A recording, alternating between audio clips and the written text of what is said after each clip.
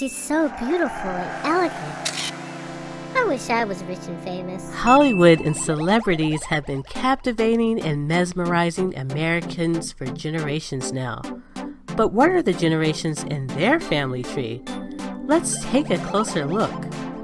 Wow, comedian and actress Melissa McCarthy is cousins to Playboy model and TV host Jenny McCarthy. Oh, I love Melissa McCarthy. She's so funny. Who is married to reality star Donnie Wahlberg, brother of movie star Mark Wahlberg. Rock icon Lenny Kravitz and famous weatherman Al Roker are first cousins. American Woman. Love that song. We always knew Beyonce was royalty, but CBS News confirmed it. Queen Bey is the 25th cousin, once removed, of Queen Elizabeth II. I'm her biggest fan. Ask the Beehive. Actor Warren Beatty and Shirley MacLaine are brother and sister. Ellen DeGeneres is related to Kate Middleton through a 1500 nobleman Sir Thomas Fairfax. Daughter of actor Jon Voight, Angelina Jolie is a descendant of King Philip II of France, and she is 26 cousins of Queen Elizabeth. Her ex-husband Brad Pitt is related to the royals through King Henry II. King Henry II, the father of King John of England, was a merciless tyrant, famous for starving prisoners to death, levying crippling taxes against the poor, torturing, hanging, and beheading the helpless commoners. Burning people's eyes out with hot pokers. Madonna and singer Celine Dion's lineage can be traced back to King Philip II of France. They are cousins with Prince William and Kate. Prince William is a descendant of Vlad the Impaler, who was famous for torturing, impaling, and drinking the blood of his victims. Slavery, death, and destruction. Hotel heiress and reality star Paris Hilton is 20th cousins of Queen Elizabeth, which makes her a relative of King Leopold II, Murdering entire cities. who enslaved the entire country of the Congo and murdered Killing people. between 10 to 15 million people, Mass raping. torturing and maiming children and the elderly alike.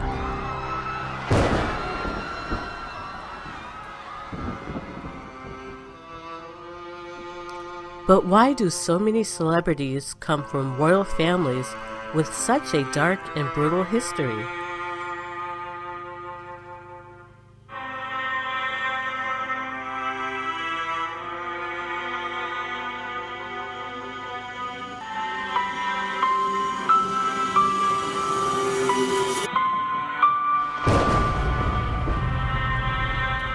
And I will put enmity between thee and the woman, and between thy seed and her seed.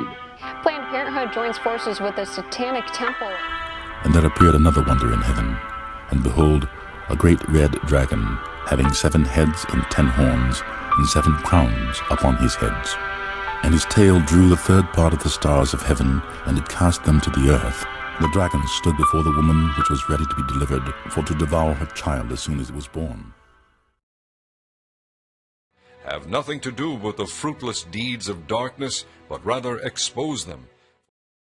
Now, the serpent was more subtle than any beast of the field which the Lord God had made. I will put enmity between thee and the woman, And Noah begat 3 sons, Shem, Ham, and Japheth. and between thy seed. These are the generations of Noah. Noah was a just man and perfect in his generations, and Noah walked with God. And her seed. Throughout history, on every continent, serpent worship has flourished. In the Americas, the Mayans and the Aztecs worshiped a variety of reptilian gods, sea serpents, feathered serpents, and powerful dragons. The priest class that ruled the Mesoamerican cultures. Toltec, Mayan, Aztec. The Aztecs credit the plumed serpent Quetzalcoatl with fathering their civilization. In exchange for this gift of knowledge and technology, the Aztec priests would graciously offer tens of thousands of human sacrifices. They would have the daily sacrifices, and the lower priest, it would sell beneath the pyramid in the market the human flesh. Huangdi, or the Yellow Emperor, was the first emperor of China. He was said to be the son of a dragon. The Chinese, Koreans, and Japanese speak throughout their history of dragons who possess both physical and non-physical form. The lineage of kings that descend from a race of dragons is often claimed by Asian emperors. When the spirit of the dragon is invoked, human sacrifice is sure to follow. Legendary Mayan story of Kukulkan speaks of serpents of wisdom enlightening the people, but also devouring their children. Kukulkan by the Maya is depicted in a number of ways. Sometimes he is human, sometimes he's a serpent. Sometimes we see him emanating from a serpent's head. You are the Grand Dragon of the clan in Georgia? That's correct. That's the highest office in Georgia? That's correct. The Kukulkan and the Grand Dragon of the Ku Klux Klan are invoking the same serpent deity. There are spirits in charge of regional locations. Both of these occult orders have come in contact with the same ancient evil that inhabits the Americas and thrives on human sacrifice. Calvin Cray, Grand Dragon of Georgia, United Clans of America, Knights of the Ku Klux Klan. The Klan for the first year or more than a year was simply a group that was a social group, and as a social group, they developed rituals. They developed elaborate mystical rituals that came from fraternity rituals, they came from Masonic rituals. Albert Pike served as a brigadier general in the Confederate Army. Following the war, Pike was jailed for treason. He was quickly pardoned by fellow Freemason President Andrew Johnson. Among eventually becoming a 33-degree Mason and a top leader of the Ku Klux Klan, Pike was also believed to be a Luciferian. He claimed he was able to summon Lucifer at will as the Grand Master of the Order of the Palladium. Palladism, or traditional Satanism, an ancient Luciferian cult, was then introduced to the inner circle of the Masonic lodges. This influence has flourished into modern-day Freemasonry in the super rites of the upper degrees.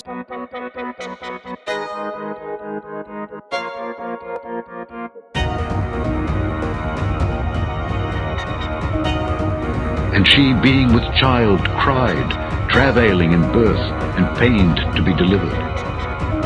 And there appeared another wonder in heaven, and behold, a great red dragon, having 7 heads and 10 horns, and 7 crowns upon his heads.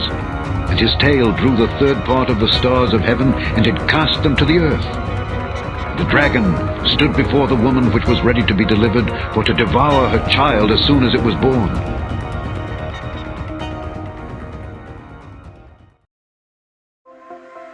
See Prince Harry and Meghan Markle's high-profile wedding guests. According to Kensington Palace, around 600 people were invited to attend the service at St. George's Chapel, Windsor Castle, followed by the Queen's lunchtime reception at St. George's Hall. The guest list still featured a number of notable attendees. There were many familiar faces, including UK royals, celebrities, and actors who came out to witness the hour-long ceremony. Meghan's famous friends Priyanka Chopra, Serena Williams, and members of the Suits cast were also in attendance. Later in the evening, Prince Charles will host a private reception at Frogmore House for only 200 of Harry and Meghan's closest friends and family. James Corden is reportedly one of the lucky ones to receive an invite to the wedding and both receptions.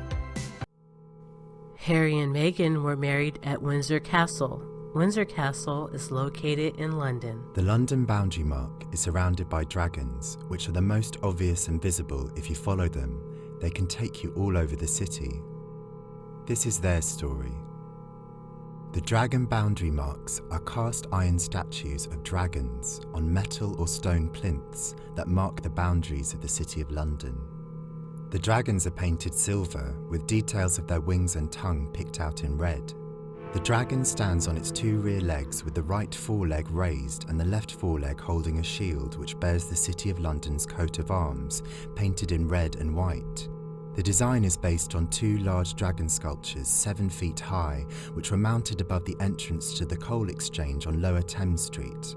Those cast iron dragons were erected as dragon boundary marks in October 1963 in Temple Gardens on Victoria Embankment. Dragons, gargoyles, serpent mounds, pyramids, and obelisks are high places marking the perimeter of satanic strongholds. Temple Bar Dragon is a different breed to the other dragons. It stands guard over the boundary between the City of London and the City of Westminster. The Temple Bar Dragon looks rather more fierce than the others. It is the tallest of all the dragons and has a very gothic look to it. Unlike the other boundary dragon, it is black and not silver. There are 2 replicas of the Coal Exchange Dragon at the south end of London Bridge, 2 on High Holborn, and single replicas on Aldgate High Street, Bishopsgate, Moorgate, Aldersgate Street, Farringdon Street, and at the south end of Blackfriars Bridge. At the heart of London are 2 cities, the City of London and the City of Westminster. The City of London is the ancient part of London that was once known as the Roman city of Londinium. The dragon, that old serpent which is the devil and Satan. And when the 1,000 years are expired, Satan shall be loosed out of his prison, and shall go out to deceive the nations which are in the 4 quarters of the earth, Gog and Magog, to gather them together to battle, the number of whom is as the sand of the sea. Gog and Magog are in the 4 corners of the earth. That Donald Trump has played so far. He's a billionaire businessman and property mogul. A front runner in the race to be the next US president. Many admire him for his straight talking. And now he's apparently been made a Knight of the Round Table in Tintagel and can call himself Sir. Heidi Davey reports. Well, as the legend goes here in Tintagel, only the best knights in King Arthur's kingdom are invited to sit at the prestigious Round Table. It's an honour bestowed on only a few, and Donald Trump has now been added to that list. The question is, though, why? So from henceforth, Donald Trump will be known at Camelot Castle as Sir Donald Trump of Camelot. He's really not joking, by the way, as the process for selection is extremely serious here in North Cornwall. We do it very, very rarely, and we do it, it is a great honour, because the Noble Order of Camelot Castle is something that we do take very, very seriously. We have granted knighthoods previously. Some of them obviously are private for obvious reasons. I think he is one of the most noble men today in the world, and I think what he is doing is something that will go down in history, and I think King Arthur would be proud. It is still related to the Welsh nation and its heritage, and that I think is the key. You know, Arthur is part of our heritage. There is so much evidence for placing him in southeast Wales. It really is amazing that this idea hasn't been accepted. Well, I've never had any doubts that Arthur was a Welshman. And he appears fundamentally in the core of the lineage literature of royalty. Our Arthur now becomes the source by which the kings of England claim their right to rule. During the reign of Uther Pendragon, in the wake of the dragon-shaped star, Merlin foretold the coming of Arthur, a great warrior king who would defend his country and faith from foreign invaders and natural disasters. From the old Roman order that had withered and died, Arthur would sow the seeds of a nation that was to become Great Britain. Today, Arthur's name lives on, but did he ever really exist? Alan Wilson and Baron Blackett have gone further than any other researchers in establishing the facts behind the legend. Since 1977, they have been re-evaluating the most ancient British texts. Not only have they identified 2 Arthurs, but they've also found physical evidence to support their claims. The book that really brought Arthur to the attention of the world was The History of the Kings of Britain, written in 1135 by Geoffrey of Monmouth. Arthur's name had been recorded before, but it was this work that portrayed him as a knightly king. The problem immediately was that he proclaimed an Arthur who fought the Romans and an Arthur who fought and defeated the Saxons and others. The immediate problem is that you have a 200 and maybe 25 or 250-year-old king. This was pointed out by Polydore Virgil, the historian for Henry VIII of the 6 wives, and said this is impossible, that you've got a 250-year-old king here. He can't fight the Romans and the Saxons. This was immediately used to say, oh, this history is false. But the obvious answer is that there are two King Arthurs. And there are two. And the man who fought the Romans did so in 383 to 88, and is very clearly recorded, and very well recorded, authenticated. And the man who fought the Saxons in the 6th century is a 6th generation direct descendant in the male line, and he is Arthur II. See, all of these legends come from real places. When Edward I claimed the throne of Scotland, among other documents which his learned clerks consulted was the prophecy of Merlin in Geoffrey of Monmouth's history. Here is an example of Geoffrey's portentous-sounding prophecies.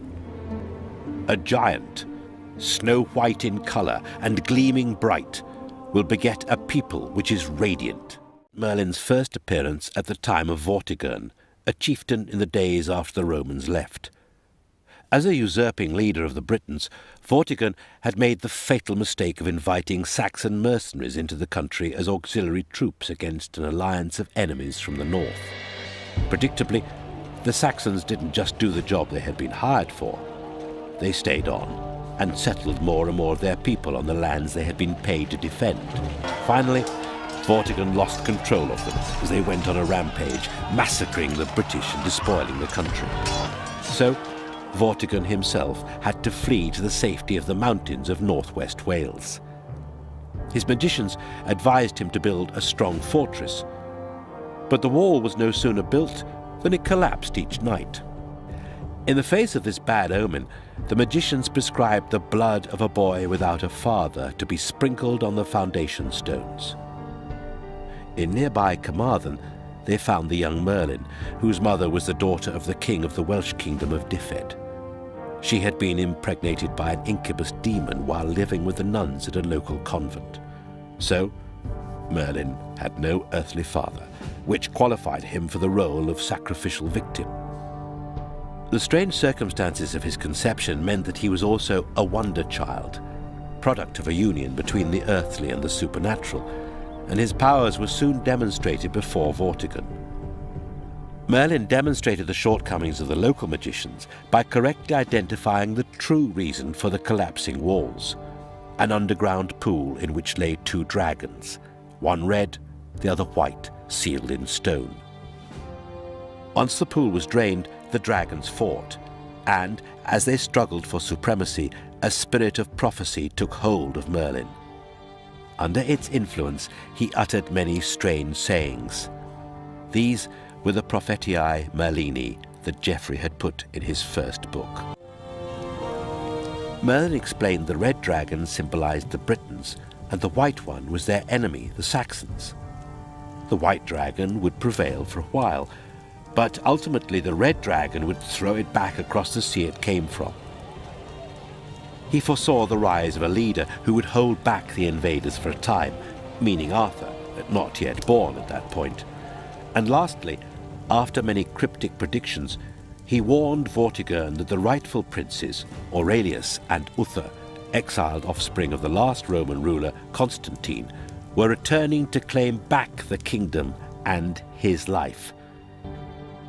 This act of violence is commemorated at Dinas Emrys, or the Ambrosius Fort near Bed Gelert in North Wales. After establishing his credentials, Merlin helped the new king Aurelius to put up a fitting memorial over the mass grave of the murdered British leaders.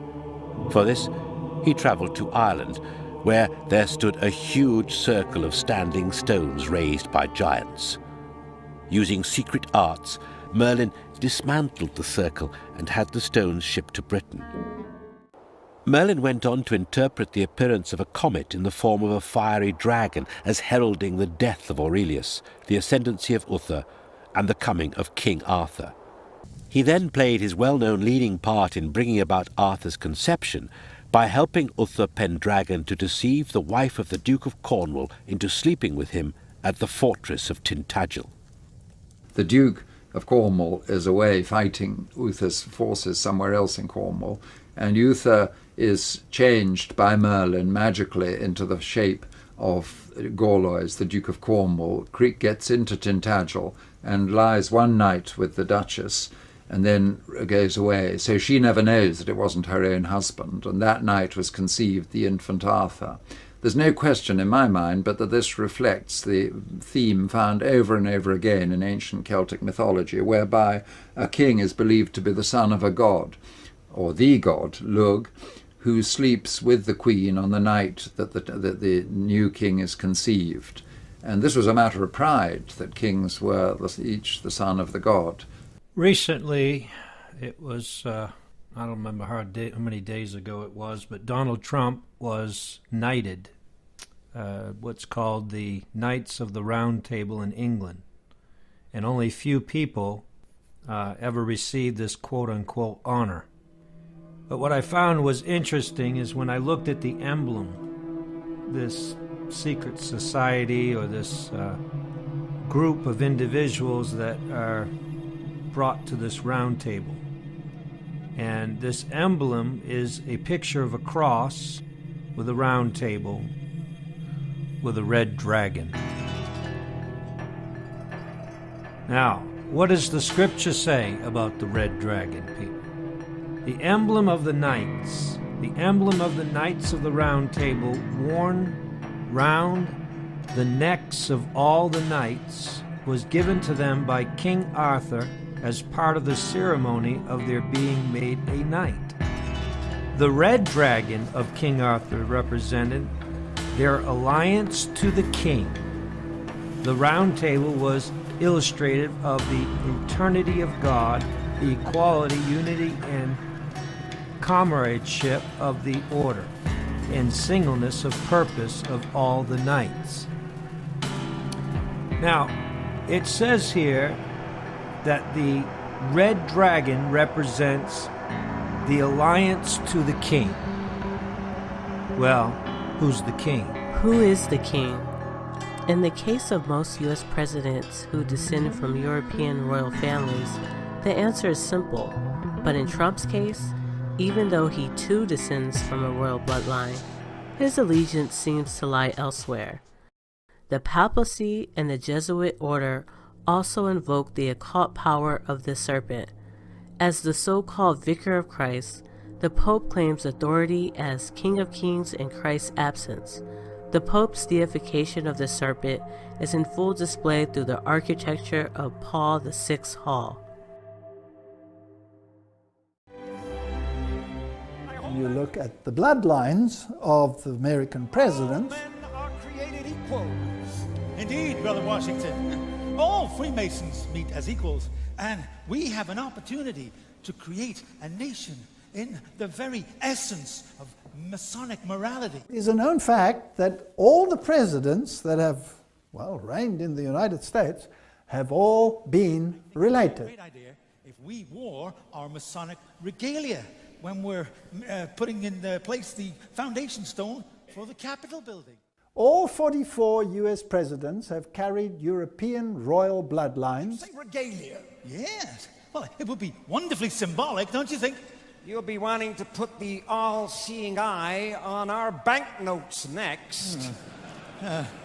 You think I'm taking it a bit far? Please don't ask me questions like that, Brother Franklin. You know I cannot tell a lie.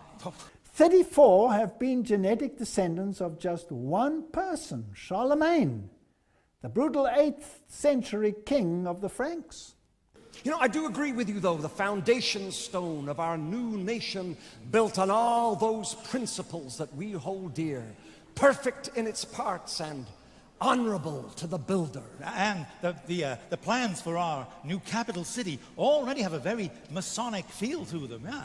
Now, that's a fascinating story, because Charlemagne is, of course, the one who was crowned emperor of the Roman Empire, the new Roman Empire, and the Pope was crowning him. Well, hello, Brother Hiram. Brother Benjamin. And who's your friend? Oh, this is Mr. Avney, our candidate for initiation into the order. I'm giving him a little introduction into some of our mysteries. Good evening, gentlemen. Oh, hey, what a privilege to be shown round by Hiram himself. Yes, I'm learning a great deal. And these two gentlemen are founding an entire nation built on our principles. We have great promises for our new nation. You know, I wonder if other presidents after me will also be Freemasons. Well, of course. I mean, Oh, well, I just sort of assumed. I'm afraid not, Ben. But many will be.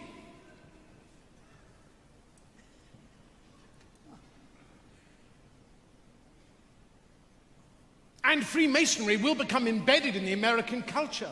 And the eye will appear on the banknotes. Oh, God. As will your face. Oh, God. And in years to come, these principles will be honored with a gift from your French brethren. Although there have been stories recorded of dragons taking on forms of many other creatures, the most commonly recurring theme is the shapeshift from dragon to human or from human to dragon, a theme that has been recorded throughout history and is an ability which seems to be particularly associated with royalty and dragon bloodlines, and I will go on to explore this theme when we climb into some more mythological stories. See, all of these legends come from real places. The Queen's referred to dark forces at work in this country, of which we know nothing.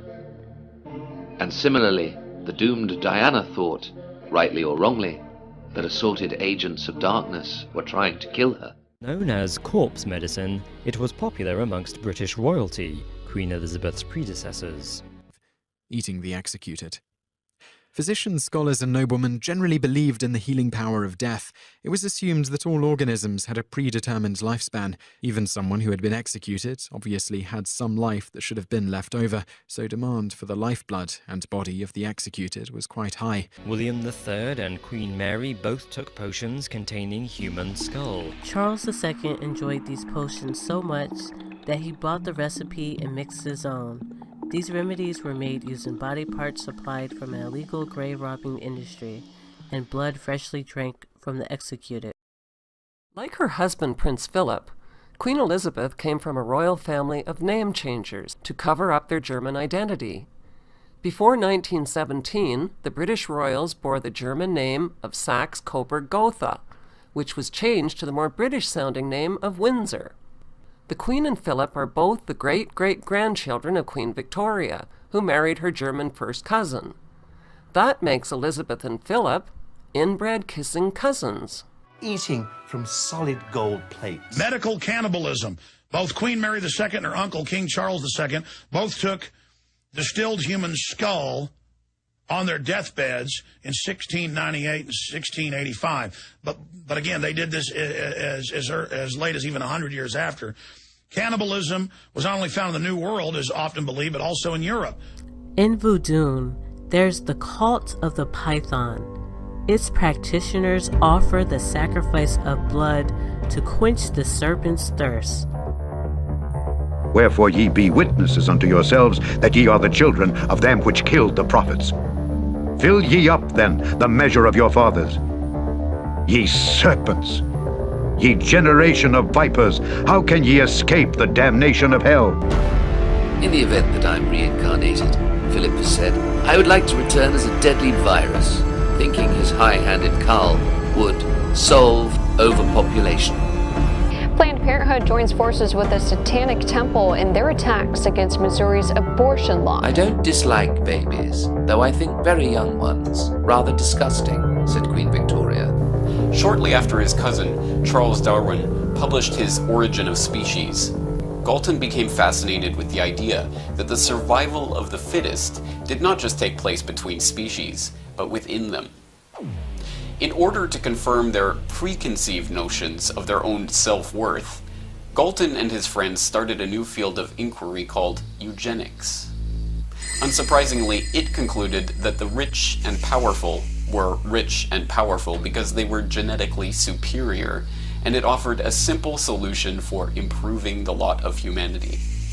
Make sure that the affluent upper classes breed as much as possible, preferably within their own families, in order to preserve their superior stock. And make sure the lower classes breed as little as possible. The British Eugenics Society, for one, merely changed its name to the Galton Institute.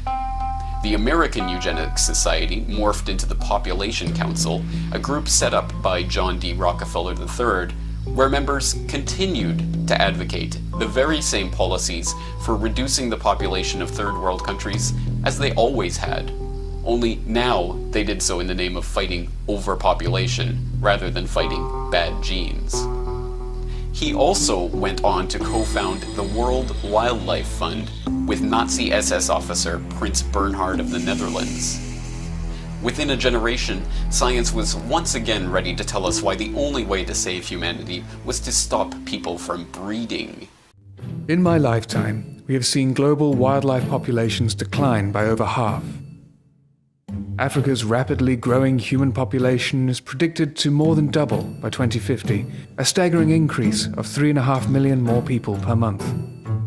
Urbanization, infrastructure, development, cultivation, all good things in themselves. But they will have a terrible impact unless we begin to plan and to take measures now. A woman says her rights were violated when she was required by law to wait 3 days to have an abortion, and a religious organization is supporting her. That organization is called the Satanic Temple. Has Donald Trump sworn his allegiance to the Great Red Dragon? The rapper tweeting, "You don't have to agree with Trump, but the mob can't make me not love him. We are both dragon energy. He is my brother." I am Daenerys Stormborn, of House Targaryen, of the blood of old Valyria. I am the dragon's daughter. The dragon's daughter. The dragon's daughter. It sounds like there's a feeling that Meghan is welcome as fresh blood, if you like. Meghan Markle is the latest American to marry into the British monarchy. But did you know the 36-year-old already has royalty in her blood? I think that's everyone's first question is, how is she related to royalty? We do have a president who seems to be pretty blatantly doing favors for his next of kin. There's nothing to do with nepotism, but I want to tell you, the people that know that Ivanka would be dynamite. Through a lot of research, navigating through old documents, from marriage certificates to obituaries, going back 24 generations, she discovered Meghan is related to Edward III, the former King of England, and the nobleman Roger Mortimer. Though the trainee royal's late mother said she was sorry her sons were, in her words, so keen on killing. To Diana, they'd grown into a couple of little thugs who'd boast to classmates of granny's castles. "When I'm king," Prince William would say when thwarted, "I'm going to send my knights around to kill you. If you give me a hard time," he told a schoolboy opponent, "I'll get my dad to cut your head off." As if aware of some entitlement to adopt the serial killer Henry VIII as a murderous role model. They are never happier than when they have a gun in their hands, their mother noted, though warning them not to be photographed with guns. "I told them," she said, "royal killing sprees start young." Prince William would kill his first stag on his grandmother's Berkhold estate, aged 14, after which the head stalker, Sandy Masson, bloodied the boy in an initiation rite that followed the royal slaughter. Notably, when Trinidad became a dominion in 1962, a UK court was retained for its appeals, and the Queen herself signs off the court's business. Though Britain would shortly abolish capital punishment, Trinidad's government maintained the practice, and the anomaly meant that the Queen approved death warrants referred to her from this judicial committee. Thus it is the case in the Caribbean, where Elizabeth is Queen, in Belize, the Bahamas, Barbados, St. Lucia, and Jamaica, and in St. Vincent and the Grenadines, St. Christopher and Nevis, that a royal pen wields terminal power on death row. Thus, as a direct result, on the 16th of May 1975, in Royal Jail, Port of Spain, the prison superintendent arrived at a cell door at dawn, and he handed Michael de Freitas, the prisoner waiting inside, the dismissal of his last appeal, signed Elizabeth R. Then he'd say, with a fatalistic grin, "So, now I'm in a cell in her royal jail, and now it's her powerful royal noose that sends me to her kingdom come. Can you dig it?"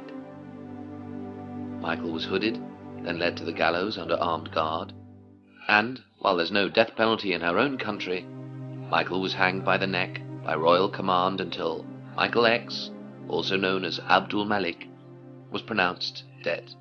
His death warrant had been signed by the Queen on the 14th of May, 1975. Michael was hanged, then drawn, meaning he was left to swing, it being the royal jail's colonial tradition. Christ hath redeemed us for the curse of the law, being made a curse for us. For it is written, Cursed is every one that hangeth on a tree. On the 6th of July, 1999, 25 years after Michael's death, the same royal custom persists, with 9 executions in 4 days. Trinidad's prison commissioner, Cipriani Baptiste, told the press that the royal jail's gallows had been freshly oiled. But given that it's Her Majesty's courts, Her Majesty's prison service, Her Majesty's Inspectorate of Constabulary, Her Majesty's armed forces, Her Majesty's government, and taxes and subjects, being quite so inordinately majestic, could go to your head. Several signings, ma'am. There's a couple of remissions. The first one is a very unusual one. This chap discovered something rather strange going on, and in fact he got 2 good marks, and so he's getting remissions even though he's got a fairly long list of offences himself. I think anything to do with strange ways is rather interesting. The Greek word Theotokos refers to the offspring of the gods. Then the other one is a chap who helped out when there was obviously a riot of some kind. Hemithoi is the Greek expression referring to a being that is half human and half dragon, no doubt the Theotokos progeny. The National Canine Defence League, ma'am, they wondered if in honour of their centenary, you'd become patron of the charity as a whole. I have my doubts, ma'am, about adding to your 800-odd patronages. National Canine Defence League. I didn't know much about them, and I could find out a bit more if you thought it was worth it. I think that'd be an excellent idea. Prince Harry was sent to an Afghan war zone as political propaganda. Harry's bombs land on an area of Afghanistan in February 2008, and as Joint Terminal Attack Controller, Harry slaughters 34 Afghanis by using what's nicknamed Kill TV. He's then thought to have boasted of it in Bougie's nightclub.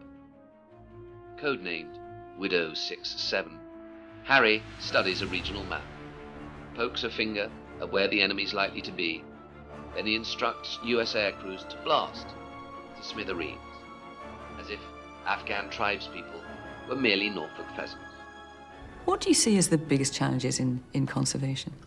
The growing human population.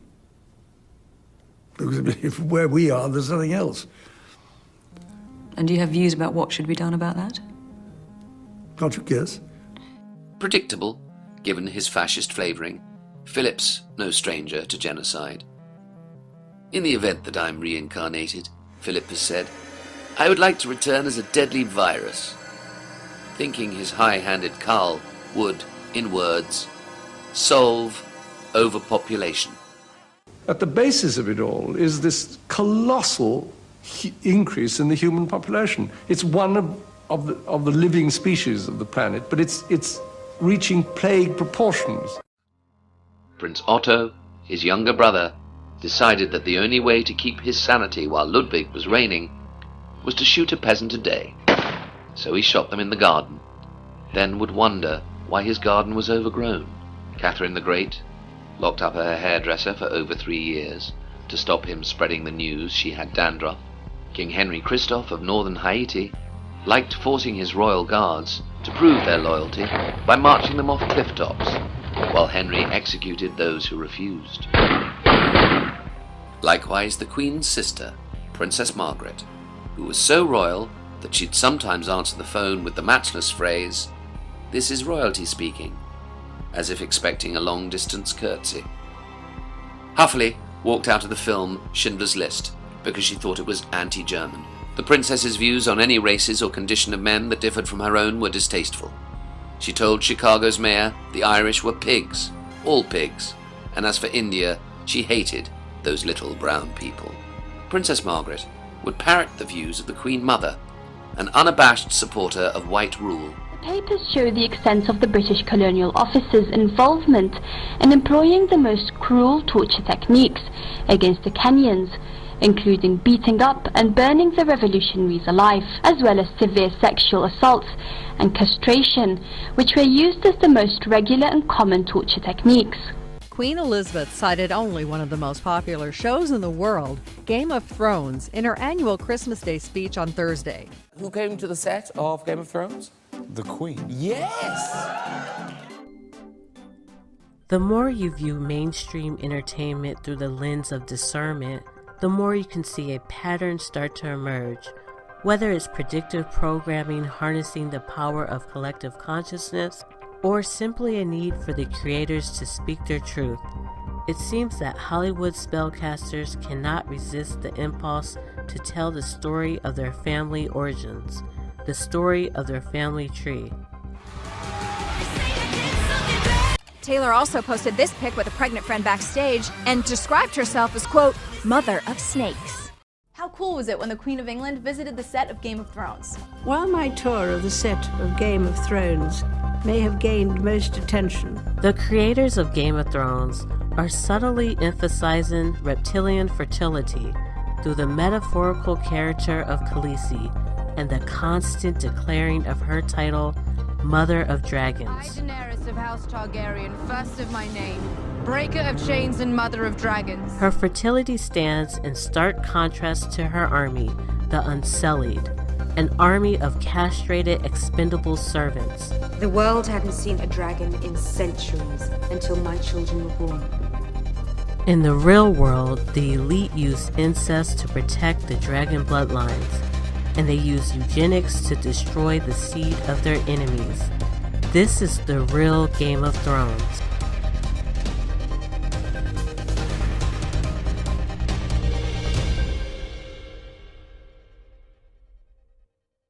But a democratic monarchy is an oxymoron, such as a knighthood, for example, for Norman Schwarzkopf, the US general who said Iraq's dead weren't worth counting.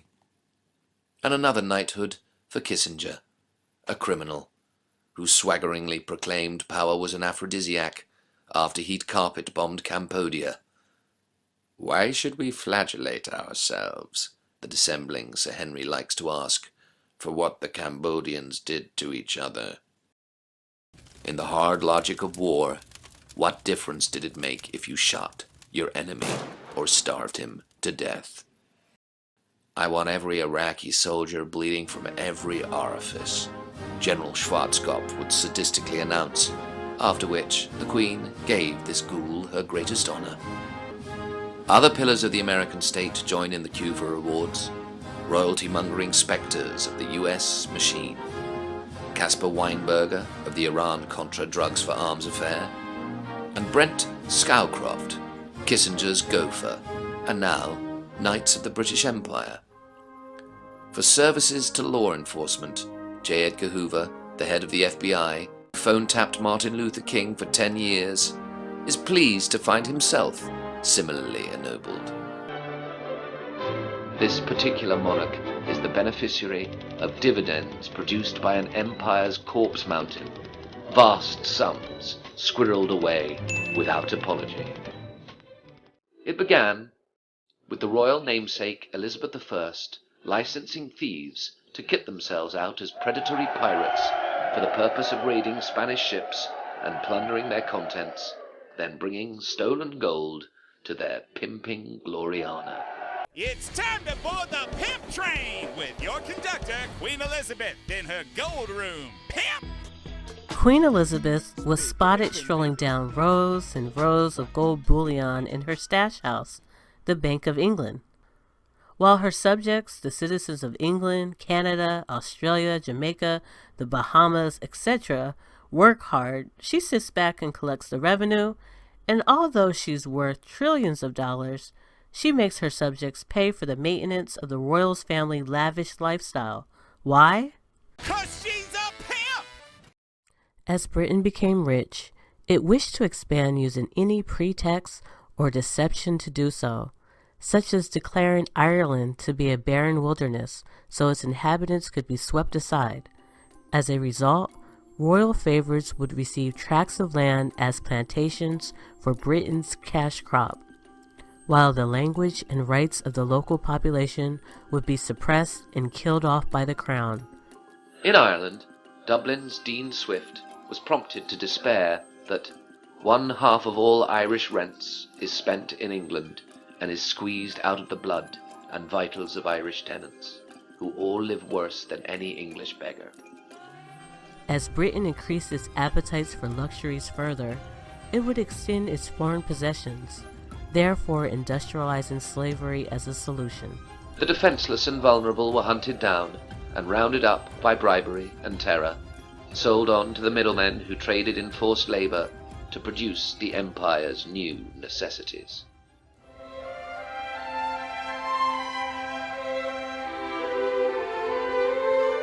Back in 1905 in South Africa, in the Cullinan mine, a miner found 4 feet below the surface something glistening and realized that what he had picked out of the side of the mine with his penknife was in fact a 3,106 carat rough diamond. And this one, known as the Imperial State Crown. This great diamond is a more recent addition. The first star of Africa is even bigger and is in the scepter. Royal palaces, paid for with slavery's products, sugar, tobacco, rubber and tea, were built by England's own indentured labourers. King, emperors would then fill the palaces with the acolytes they'd ennobled, and all demanding to be treated like gods. So Bruno Peake, who's the pageant master, presents the Jubilee Crystal Diamond to the Queen. I just thought, since it's mainstream news right now, British royalty dined on human flesh, I thought I would just bring that up to you. But not so much even the dining on the human flesh. They like to split the head open and get the pituitary gland and eat it. It's the old-fashioned growth hormone. You know, the rich people today spend millions of dollars getting the scores of facelifts and Botox and liposuction and blood transfusions. And oh, yeah, but that's for the lower-level nouveau riche. The British royalty, they like to eat the pituitary gland. And it goes on in the article that it was medical. It was so they'd live longer. But they also enjoyed the dishes. This is the white drawing room. Looks beautiful, doesn't it? Beautiful cabinet here, wonderful vase, gold candlesticks there, absolutely lovely. But if I just rather gently pull on this, you will see, I tell you, it takes a bit of muscle. Well, you must have more muscles than you realise. If you pull this open, you can see that actually behind this, there is a secret passage leading to the Queen's private apartments. Now, Anna, you're in charge of the Royal Collection here, aren't you? Why would the Queen need a secret door? The dark side of the British Empire grew murkier still, thanks to its late Victorian holocausts, in which 30 million died through the engineered famines that lasted 20 years in the Indian subcontinent. Due to the Empire's use of state-backed forced labour, a further 4 million died in Bengal's famine, thanks to a meanness that was built into imperial policy of refusing food to a feckless poor who'd breed. And the gold, is it real gold? It's gilded, yes, so layers of real gold. Serial megadeaths. There were thousands more victims in Malaya and Africa, in British-owned mines and plantations. Men, women, and children had their lives cut short, killed or maimed. I'm at Buckingham Palace and I'm here to see the exhibition called Diamonds, a Jubilee Celebration, which shows for the first time many of the Queen's own jewels as well as those from the Royal Collection. Diamonds have been deployed by monarchs and other rulers over the centuries as visible symbols of wealth, power and status. So we are in an exceptional year. We're celebrating Her Majesty the Queen's Diamond Jubilee. In the Grecian mysteries, treasure implies intellectual riches such as sacred or occult knowledge, and thus it is said, a dragon guards treasure. The concentration camp was a British invention under Queen Victoria in the Boer War, and in her Indian camps, Her Majesty's officers would conduct proto-Nazi experiments. They were to see how few calories Indian coolies needed and still be able to perform hard labour. Yeah, it's absolutely amazing. There are over 1 million objects in the Royal Collection, so there's always something new to find out about. 8,000 paintings. So, everywhere you look, there's beautiful, amazing historic objects. In the 1920s and early 30s, Mohandas Gandhi was enemy number one to Britain's King Emperor, whom Churchill advised will sooner or later have to be grappled with and finally crushed. Thus, if you factor in the suppression of Mau Mau and the castration of the Kenyan landless, plus the Aden killings of the 1960s, if you factor in the decapitation of so-called bandits by Royal Marine commandos in Perak, and the bombing of Malaya during the so-called emergency, 4 centuries of this yields a body count of millions, while the benefit from such imperialist corpse-making has been enriching royal bank accounts. It's added multiple zeros to royal names or to their nominees at Coutts Bank or Rothschilds or at Barings. In exchange, royalty swans past, waving with lofty serenity, while it pretends that none of this happened. During the Raj, in the Punjab city of Amritsar, Britain's local Panjandrum, a Brigadier General Reginald Dyer, issued 2 orders. One ordered all the Indians using the main street to crawl its entire length on their hands and knees, and the other authorized a public whipping for citizens of Amritsar who should find themselves within a lathi length of a British policeman. A protesting crowd gathered in Jallianwala Bagh, Amritsar's park, on April 13, 1919, where they listened to the testimony of victims, all of them unarmed and peaceable. To take their anger. Torture dungeons, mass executions, mass raping, slavery, death and destruction. And that's why I call the Queen of England a disgusting demon. That's why I pull her down. Should we issue a warning, sir? We're told that she's this sweet old lady. She is the progeny. They've had their warning. Of European elite. And if you don't believe me, just search the term royalty bloodbaths. There's a reason they call it bloodthirsty. All these terms have a root. Transylvanian royalty, German royalty, French royalty, Dutch royalty.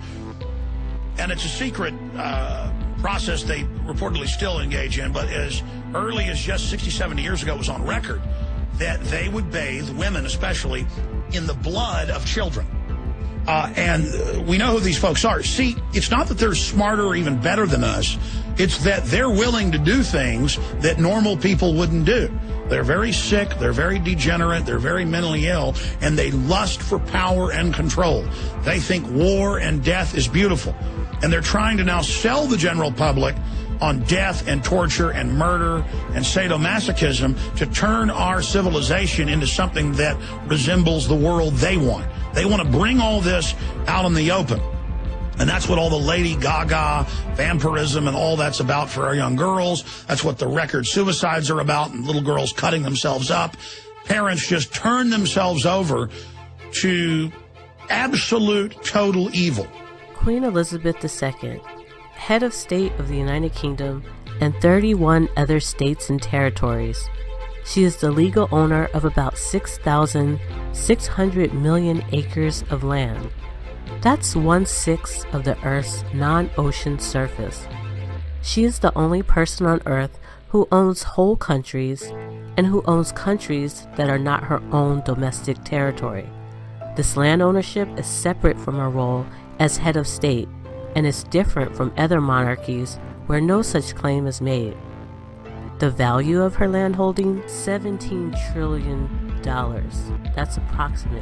What I'm trying to say to you right now is that they are creating the structure. They're creating the structure of a totalitarian one world government.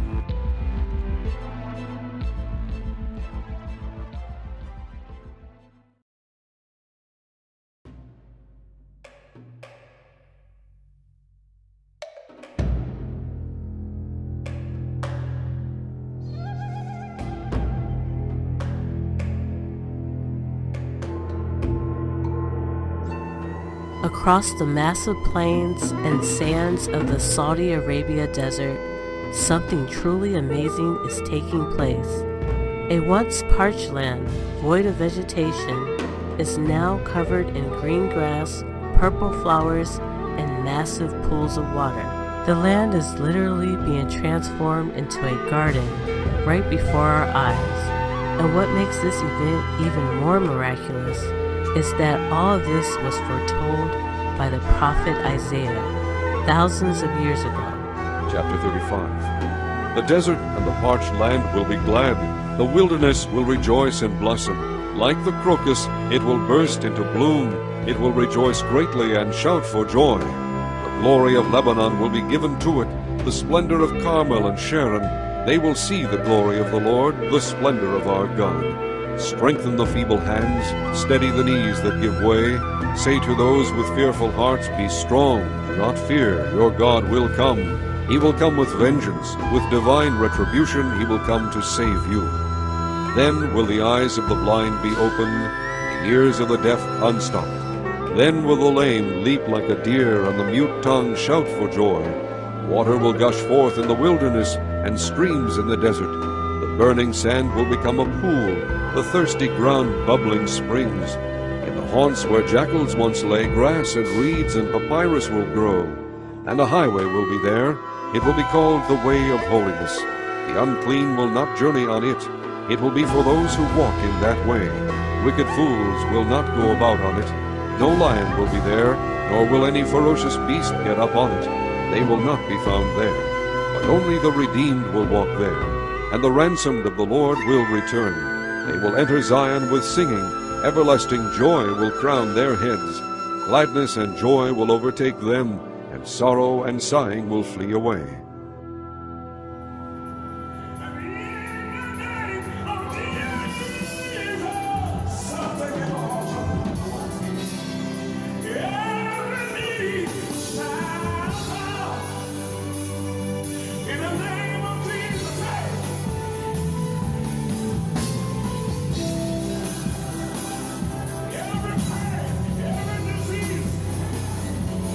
This is one of the many signs that have been occurring, marking the season of great redemption, awakening, and revival, but also of judgment and justice. The dragon's rulership is finally coming to an end. Hallelujah. For ye are all the children of God by faith in Jesus Christ. Praise your holy name. For as many of you as have been baptized into Christ have put on Christ. There is neither Jew nor Greek. There is neither bond nor free. There is neither male nor female. For ye are all one in Christ Jesus. Hallelujah. And if ye be Christ's, then are ye Abraham's seed, and heirs according to the promise.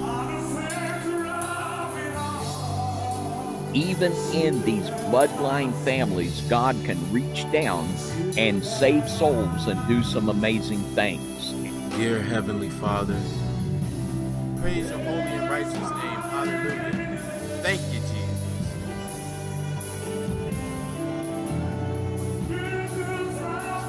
Amen.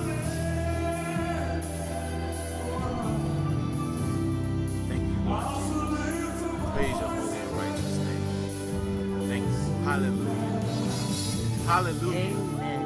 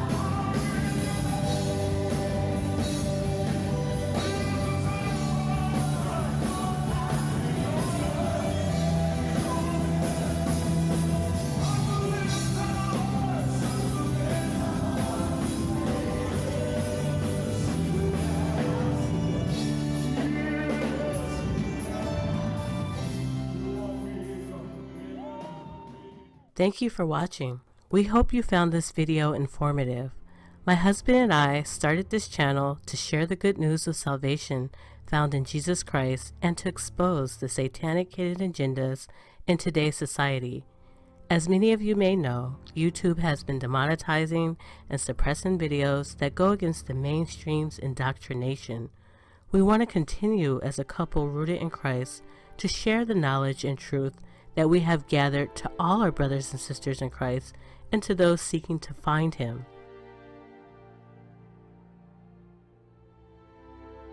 Currently, my husband and I have been working in our spare time to create these videos, and we believe that with extra time, we can create even more powerful and exciting content that could be shared to help bring people to the truth. Help us continue to expose the truth and spread the word of God by supporting us on Patreon or by submitting a one-time donation via PayPal. We truly appreciate all our Patreon supporters and the PayPal donations we have received so far, as well as our subscribers who have purchased t-shirts from our shop Apprentice, which feature faith-based t-shirts for men, women, and children. If you would like to support us, the links are in the description below. Thank you very much, and God bless you all.